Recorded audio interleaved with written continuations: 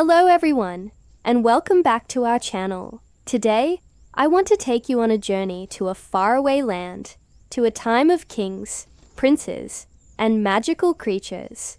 Gather round, get comfortable, and let me tell you the tale of the golden bird. Once upon a time, in a magnificent kingdom, there lived a wise and kind king. His greatest treasure wasn't gold or jewels, but a wondrous apple tree that grew in the royal garden. This was no ordinary tree. Every year it bore a single, perfect, golden apple. But one year a strange thing happened. The night the apple ripened, it vanished. The king was heartbroken.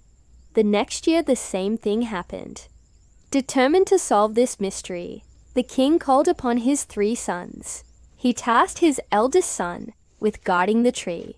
The prince, confident and strong, promised his father he would catch the thief as midnight approached. However, a deep slumber overcame him, and when he awoke, the golden apple was gone again. The next night, the second son took his turn. He too vowed to stay awake, but just like his brother, he fell fast asleep, and the apple disappeared. The king grew more and more desperate. Finally, it was the youngest son's turn. His older brothers scoffed, thinking him too simple to succeed where they had failed. But the youngest prince was clever and determined. He refused to give in to sleep. As the clock struck 12, a brilliant light filled the garden. A magnificent bird, with feathers of pure gold, swooped down and plucked the golden apple from the tree. The prince, quick as a flash, fired an arrow. He missed the bird, but managed to knock loose a single, gleaming golden feather. The next morning, the prince presented the golden feather to the king. The royal council was astounded. They had never seen anything so beautiful. The feather was declared more valuable than the entire kingdom. The king, now consumed by a new desire, announced, "This feather is not enough. I must have the whole bird." And so, he sent his eldest son on a quest to capture the golden bird, promising him the throne if he succeeded. The eldest prince set off. Full of pride, he soon came to a forest where a talking fox sat by the path. The fox offered him wise advice. "Go to the nearby village, and you will find 2 inns. One is bright and lively, the other is plain and simple. Do not enter the cheerful inn, but rest in the humble one." The prince, annoyed by the fox's presumptuous counsel, laughed and rode straight into the loud merry inn. There, he forgot all about his quest, the bird, and his father's command, and was never seen again. When the eldest son didn't return, the second son was sent. He too met the talking fox, received the same advice, and just like his brother, ignored it.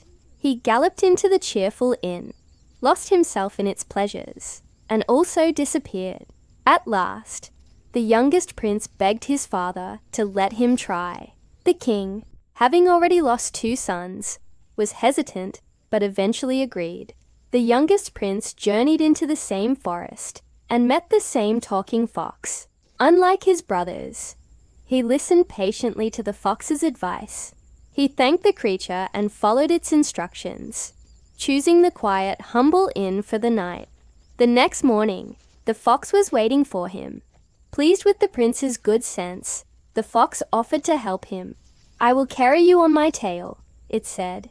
"We will travel faster than the wind." The fox then guided him to a castle, where the golden bird was kept in a wooden cage.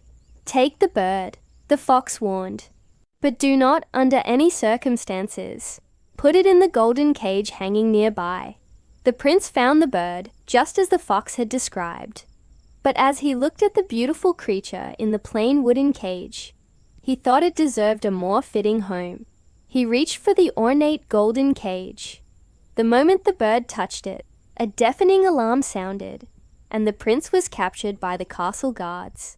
He was brought before the castle's king, who condemned him to death unless he could bring him the golden horse, a steed faster than any other.